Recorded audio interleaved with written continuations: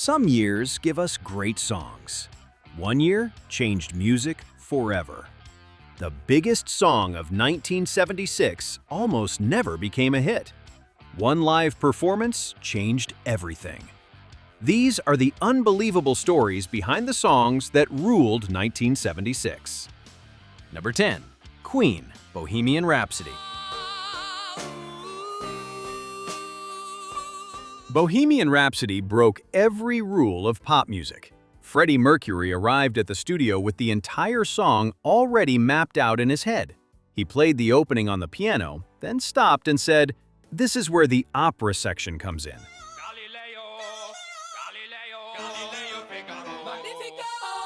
The band spent 3 weeks recording across 6 studios. Mercury, Brian May, and Roger Taylor layered around 180 vocal overdubs, wearing the tape so thin that Brian May later said he could see light through it.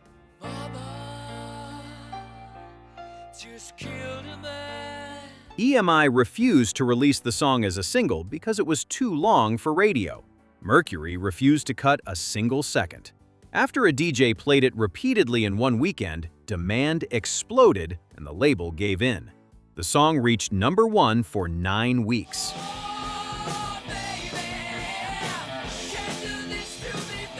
But while Queen was creating history in expensive studios, one man was quietly building a hit in his basement. Number 9. Boston, More Than a Feeling. Tom Scholz spent 5 years perfecting this song. He recorded it in his home studio in Watertown, Massachusetts, playing almost every instrument himself. The drums were first recorded by Jim Mazdia before Scholz replaced them with Sib Hashian. The unforgettable guitar tone came from a Les Paul running through a power amp Scholz built himself.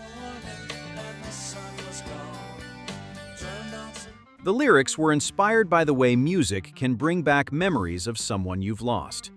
He even borrowed the name Mary Ann from his cousin.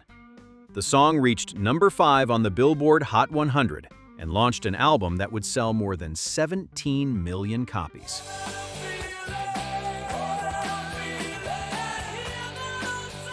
It all began in a basement with no major label and almost no budget.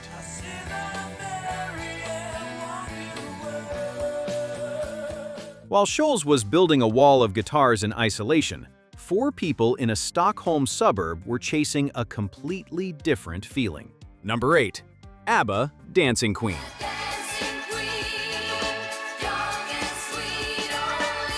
The track was recorded at Glen Studios in August 1975 under the working title Boogaloo. Benny Andersson and Bjorn Ulvaeus wanted to create a dance rhythm inspired by George McRae's Rock Your Baby. The backing track came together in just 2 days with the help of session musicians. Baby, baby, you're right outside.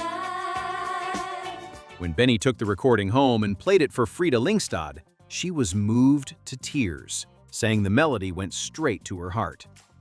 Agneta Feldskog later recalled that everyone in the group immediately knew they had created something truly special. You are the dancing queen, young and sweet. Even so, the song sat on the shelf for months because Polar Music decided to release Fernando first. When Dancing Queen finally arrived in 1976, it became ABBA's only number 1 hit in the United States and one of the defining songs of the decade.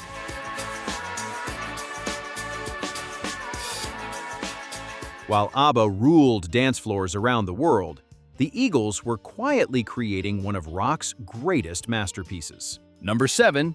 Eagles, Hotel California.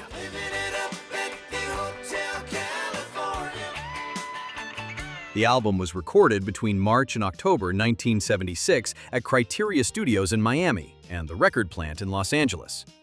Producer Bill Simsick chose Miami partly because he wanted to avoid California's frequent earthquakes. But there was one unexpected problem. Black Sabbath was recording in a nearby studio, and their volume was sometimes so loud that the Eagles had to pause their sessions.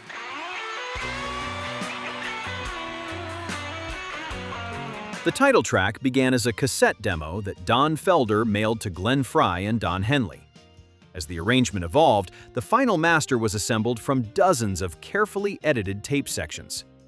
Released at more than 6 minutes, Hotel California became the Eagles' only #1 single in the United States.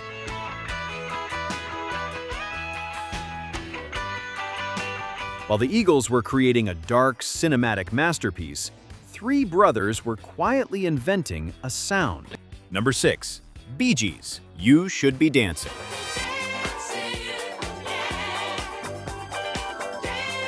Barry Gibb had developed a falsetto that was unlike anything he had done before.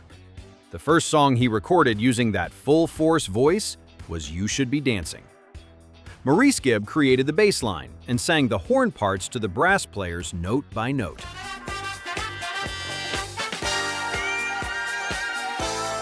Stephen Stills was recording in the same studio with Neil Young and added percussion to the track. The song became the lead single from Children of the World and later appeared on the Saturday Night Fever soundtrack. It reached #1 on the Billboard Hot 100 and proved that the Bee Gees had become the voice of a movement.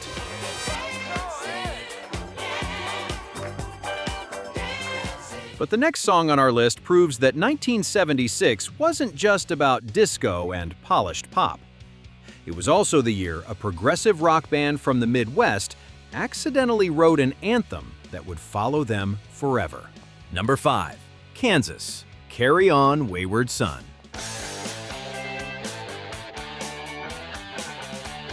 Kansas had returned to Topeka to rehearse in a vacant store inside a strip mall.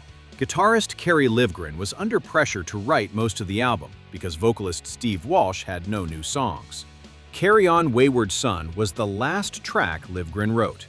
On the final night, he brought it to the band and simply said, "I think you better hear this one." Carry on my wayward son. There'll be peace when The group was exhausted and less than thrilled about learning another song. It was recorded in Louisiana, ran for nearly 6 minutes, and nobody expected it to become a hit.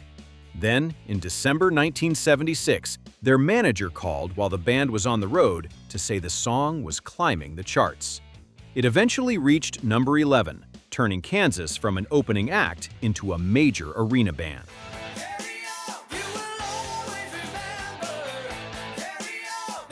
Kansas found their breakthrough with a last-minute rock anthem. In that same year, a band famous for its brass section stripped everything down to an acoustic guitar and a broken heart. Number 4. Chicago, If You Leave Me Now.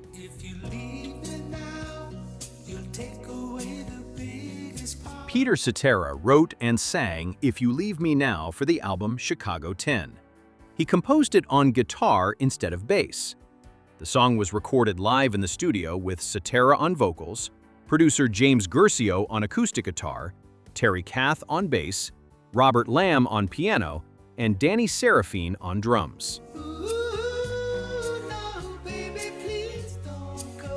The band originally thought Guercio's guitar was only a placeholder, but in the end, they agreed it sounded better than anything they could replace it with. The string arrangement was written by Jimmy Haskell.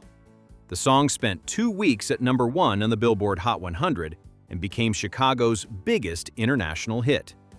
At its peak, listeners in New York could hear it on 4 radio stations at the same time.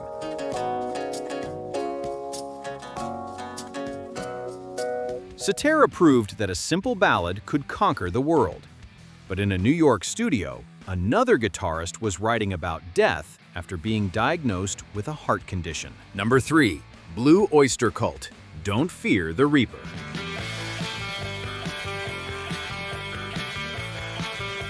Buck Dharma, born Donald Roser, wrote Don't Fear the Reaper when he was just 22. He imagined a couple where one dies and returns for the other, creating a song that treated death as something to be accepted rather than feared.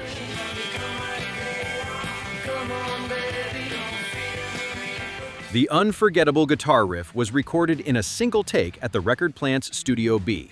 The iconic cowbell was added later as an overdub. Albert Bouchard wrapped it in gaffer tape and struck it with a timpani mallet to achieve the sound the band wanted. That simple choice became one of rock's most recognizable moments.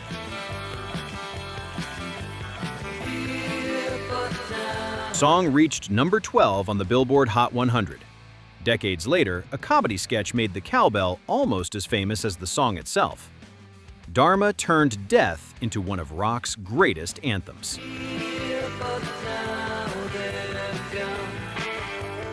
Across the continent, in Vancouver, two sisters were preparing to change hard rock forever. Number 2. Heart, Magic Man. Oh, girl, he said with a smile, you don't have to love me. Heart recorded their debut album, Dreamboat Annie, at Can-based Studios in Vancouver during the summer of 1975. Released first in Canada on the small Mushroom label, the album had little chance of becoming an international success. Magic Man was inspired by Ann Wilson's relationship with the band's manager, Michael Fisher. Her family strongly opposed the romance, and the lyrics became her answer to everyone who tried to convince her to leave him. Try to understand, he's a magic man, mama. With Ann Wilson's powerful voice and Roger Fisher's guitar, the song reached number 9 on the Billboard Hot 100 and introduced Heart to millions, proving that two sisters could lead one of rock's hardest-hitting bands. He's a magic man, oh. Heart shattered expectations. But to close our list, we have a song that wasn't even supposed to become a hit. It was recorded live after a studio career had stalled. Number 1. Peter Frampton, Show Me the Way, live.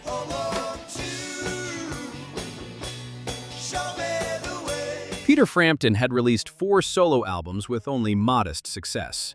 On June 13, 1975, his band took the stage at the Winterland Ballroom in San Francisco.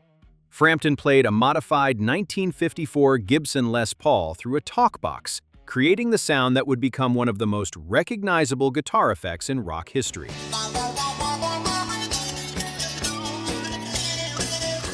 The live version of Show Me the Way became the lead single from Frampton Comes Alive, released in January 1976. A&M originally planned it as a single LP, but after hearing the recordings, the label expanded it into a double album. The album reached number 1 in April 1976 and became the best-selling album of the year. Frampton hoped it might sell 500,000 copies. Instead, one unforgettable live performance accomplished what 4 studio albums never could. Peter Frampton had finally become a superstar.